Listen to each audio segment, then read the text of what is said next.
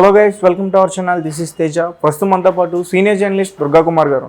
Sir నమస్తే. Sir నమస్తే తేజ గారు, మన వీక్షకులు కూడా నమస్కారం. సో చాలా రోజుల తర్వాత మళ్ళీ తెర మీదకు వివేకానంద రెడ్డి హత్య కేసు గురించి వచ్చింది. అండ్ ఇప్పుడు శివశంకర్ రెడ్డి బెయిల్ గురించి, ఆయన బెయిల్ పిటిషన్ గురించి తెలంగాణ హైకోర్టులో విచారణ కూడా జరుగుతుంది. సో దానికి సంబంధించి సునీత గారు ఇంప్లీడ్ అవడంలో తనకి ఎలాంటి సందేహం లేదని చెప్పేసి అంటున్నారు. అండ్ ఈ విషయం గురించి ఆ హైకోర్టు 29వ తేదీ వరకు కూడా వాయిదా వేసింది. సో దాని గురించి మీరేం మాట్లాడు? అంటే సిబిఐ అభ్యంతరం వ్యక్తం చేయలేదన్నమాట. ఓకే చెప్పింది అంతే కదా మీరు అనేది, రైట్.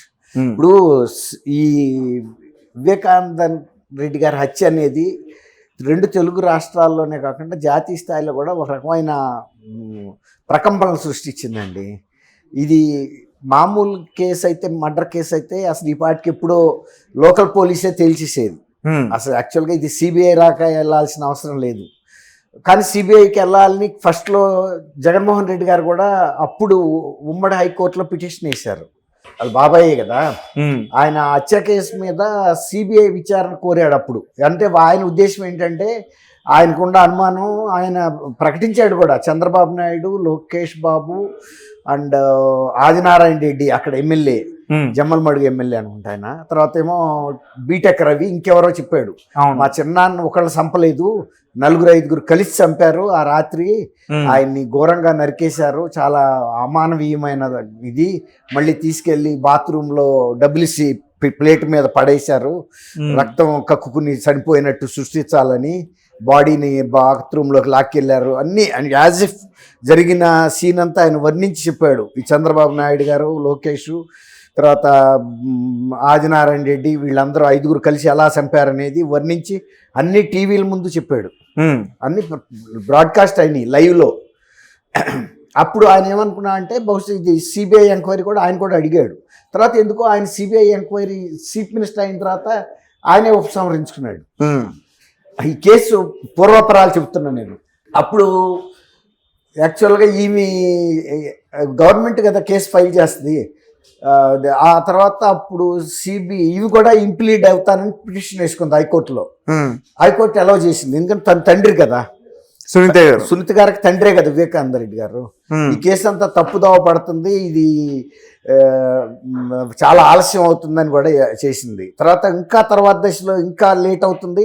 అసలు దీన్ని ఆంధ్రప్రదేశ్ సిబిఐ నుంచి వేరే పోలీస్కి ఇవ్వమని అడిగింది, తెలంగాణ పోలీస్కి ఇచ్చారు. అది ఇక్కడ తెలంగాణ సిబిఐ కోర్టుకు కూడా ఇచ్చారు విచారణ. అయినా కూడా ఇప్పటికీ ఏమి ముందడిగేలా. ఇప్పుడు మళ్ళీ మీరు అన్నట్టు మళ్ళీ తెర మీదకి వచ్చింది. ఈ తెర మీదకి వచ్చిన సందర్భంలో ఇప్పుడు అది అంటే దానికి ముందు అవినాష్ రెడ్డి గారి గురించి, ఇప్పుడు అతను శివశంకర్ రెడ్డి బెయిల్ పిటిషన్ మీద విచారణ సందర్భంలో బెయిల్ పిటిషన్ ఇవ్వాలా వద్దా అనేది ఇప్పుడు సిబిఐ ఒకవేళ ఇచ్చినా మాకు పర్వాలేదు అనొచ్చు. ఏజెన్సీ సరిగ్గా పనిచేయట్లేదు అనేది సునీత్ గారి అభిప్రాయం. ఆమె ఎందుకంటే కనపడుతుంది కేసు ఎటు తేలటం లేదు, ఆమెకు న్యాయం జరగట్లా. తర్వాత ఈ వీళ్ళనే హత్య కేసులో ఇరికిచ్చే ప్రయత్నం కూడా చేశారు ఈ జగన్మోహన్ రెడ్డి గారు, అవినాష్ రెడ్డి. వీళ్ళంతా మేము చంపలేదు, మాకు ఎవరికి వాళ్ళే ఆస్తి కోసం చంపారని ఆమె భర్త, ఆమె పేరు కూడా రాజశేఖర్ రెడ్డి గారు. అవును. అయితే ఈ విధంగా రకరకాల వేధింపులు చేశారు. తర్వాత ఎక్కడ కేసును ముందుకెళ్ళకపోతే ఆమె 10 సార్లు సుప్రీంకోర్టులో స్పెషల్ లీవ్ పిటిషన్స్ వేసి దీన్ని మూవ్ చేయడానికి ప్రయత్నం చేశారు. తర్వాత బెయిల్ని అడ్డుకోవటానికి ఇంప్లీడ్ అయ్యారు ఇట్లాగే గతంలో కూడా. అప్పుడు అతను పెద్ద ఆయన అవినాష్ రెడ్డి గారి తండ్రి భాస్కర్ రెడ్డి గారి దాంట్లో కూడా ఆమె ఇంప్లీడ్ అయింది ఇవ్వద్దని. అట్లా అవినాష్ రెడ్డి గారిని అరెస్ట్ చేయమని అడిగింది. అయితే ఇప్పుడు ఈ పేరు ఏంటంటే శివశంకర్ రెడ్డి గారు బెయిల్ పిటిషన్ విచారణ వచ్చిన సందర్భంలో కూడా ఆమె ఇంప్లీడ్ అవుతానంటే సిబిఐ సహజంగా అభ్యంతరం చెప్పదు. ఎందుకంటే గతంలో ఆమె అనేక సందర్భాల్లో గౌరవ కోర్టుల ద్వారా ఇంప్లీడ్ అయ్యారు కేసులోకి. ఇప్పుడు కూడా ఆమె తన వాదన కూడా వినిపిస్తానంటుంది ఎందుకు ఇవ్వద్దు అనేది. ఒకవేళ సిబిఐకి పెద్ద పట్టుదల లేదు కాబట్టి ఈ కేసు మీద ఇచ్చిన అభ్యంతరం లేదు అనొచ్చు. కానీ ఒకవేళ సునీత కనుక సపోజ్ కొన్ని అభ్యంతరాలు లేవదీసి న్యాయపరంగా కనుక అవి నిలబడినాయి అనుకోండి, అప్పుడు గౌరవ హైకోర్టు కూడా సునీత తరపున వాదనలు విని ఈ బెయిల్ ఆపచ్చు. ఈమె చెప్పే దాంట్లో గట్టి కారణాలుండి సిబిఐ సరిగ్గా వాదించట్లేదు, ఈ కేసు నీరు గార్చుతుంది అనే ఒక భావన కనుక గౌరవ కోర్టుకు కనుక వచ్చిందనుకోండి, అప్పుడు ఈ తన శివశంకర్ రెడ్డి బెయిల్ ఇవ్వకపోవచ్చు. అట్లా ఆమె తన శక్తి మేరకి పోరాడుతుంది ఈ కేసులో. ఇది ఒక ఎదురీత ఆమెకి. ఆమె ఒక వ్యక్తి. ఇక్కడ అవతల వాళ్ళు చాలా బలవంతులు, వాళ్ళు చాలా ప్రభుత్వాల్లో ఉన్నత పదవుల్లో ఉన్నారు. అవును, వాళ్ళు సుప్రీంకోర్టు న్యాయవాదుల్ని తెచ్చుకోవడంలో కానీ లేకపోతే ఏమన్నా వ్యవస్థలను మేనేజ్ చేయడానికి కొన్ని వాళ్ళ చేతిలో కూడా ఉన్నాయి. ప్రభుత్వం ఉన్నప్పుడు కొన్ని వ్యవస్థలు ఉంటాయి కదండి. అవును, ఇప్పుడు వ్యక్తులకి ఆమెకి ఏముంది, ఆమె ఒక doctor, highly professional doctor, contagious డిష్యూలో డాక్టరేట్ మెడిసిన్ లండన్లో చదివించారు. తర్వాత ఆమె వివేకానంద రెడ్డి గారికి ఒక్కటే కుమార్తె, ఆమెకి అన్నదమ్ములు కానీ ఎవరు లేరు. ఇప్పుడు ఈ కుటుంబం అంతా ఒకటి, సునీతా రెడ్డి గారు ఆమె భర్త ఒకటి. ఈ డిఫెండ్ చేసుకుంటున్నారు అంటే నిజమైన ముద్దాయిలు బయటికి రావాలి, వాళ్ళ మీద న్యాయమైన చట్టపరమైన చర్యలు తీసుకోవాలనేది ఆమె వాదన. అంటే మామూలుగా చంపలేదు కదా. ఇప్పుడు ఆయన రాత్రిపూట ఆయన ఒంటరిగా పడుకుని ఉన్న టైంలో ప్రవేశించి లోనికి ఏదో ఒక స్కీమ్ ప్రకారం చేశారు.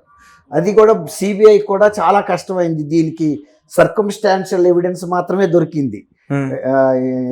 అది వాళ్ళకు కూడా అంతు చిక్కకుండా అన్ని రోజులు ఉన్నదంటే చాలా అవును, 5 ఏళ్ళ చేశారు. అవును, 5 ఏళ్ల నుంచి ముందుకు వెళ్ళలేకపోతుంది. కానీ ఎవిడెన్స్ సాక్ష్యాధారాలు వాళ్ళు కోర్టులో పెట్టారండి. వాళ్ళందరూ కూడా అవినాష్ రెడ్డి గారి ఇంటి దగ్గర సమావేశం అయ్యారని, హత్యకి ముందు హత్యకి తర్వాత. ఆ తర్వాత అతను అప్రూవర్గా మారాడు ఒక దస్తగిరి. ఆ దస్తగిరి దగ్గర నుంచి 1 కోటి రూపాయలు డబ్బులు 70 లక్షలు తీసుకున్నారు, వెనక్కి పట్టుకున్నారు. అయితే 40 కోట్లకి డీల్ కుదుర్చుకున్నారు. అతనికి ఒక బంగ్లా అతను బంగ్లా కొనుక్కుందామని అడ్వాన్స్ కూడా ఇచ్చాడు, ఒక విల్లా. అట్లా అతను డ్రైవరే. అంతకుముందు అతని ఆర్థిక పరిస్థితి అంత లేదు. 40 కోట్లు ఇవ్వాల్సినంత అవసరం ఎవరికి ఉంది? ఇప్పుడు చంద్రబాబు నాయుడు గారికి వాళ్ళకు ఉండదు కదా. ఇప్పుడు ఈ కేసు ఇన్ని మలుపులు తిరుగుతుంది కాబట్టి సునీత గారు కూడా ఎంత నిరంతరమైన పోరాటం చేయాల్సి వస్తుంది. 5 ఏళ్ల తర్వాత కూడా 1 అడుగు ముందుకు పడుతుంది, 2 అడుగులు వెనక్కి పడుతుంది. మరి హత్య అయితే జరిగింది. ముందు అసలు అది గుండెపోటు అని చెప్పారు వాళ్ళు. గుండెపోటు ఏముంది అని ఒక కేసును మాఫీ చేయాలని కూడా చూశారు. తర్వాత ఎవిడెన్సెస్ అక్కడ సాక్ష్యాధారాలన్నీ చెరిపేశారు. అక్కడున్న పోలీస్ అధికారి ముందే, సిఐ ముందే బాత్రూంలోంచి బయటికి తీసుకురావటం, హాస్పిటల్. ఇప్పుడు ఈ భారతిరెడ్డి గారి తండ్రి డాక్టరు, ఆయన హాస్పిటల్ నుంచి కంపౌండర్లు తేవటం, కట్టుగొడ్లు, స్టిచ్చింగు, దారాలు, సూదులు తెచ్చి ఆ గాయాలకి కుట్లేసి కట్లు కట్టి పౌడర్లు రాసి శవం మీద కప్పేసి ఏం కనపడకుండా జనాలకు దూరంగా పెట్టి హార్ట్ అటాక్ అని చెప్పారు. ప్రచారం సాక్షిలో కూడా వచ్చింది.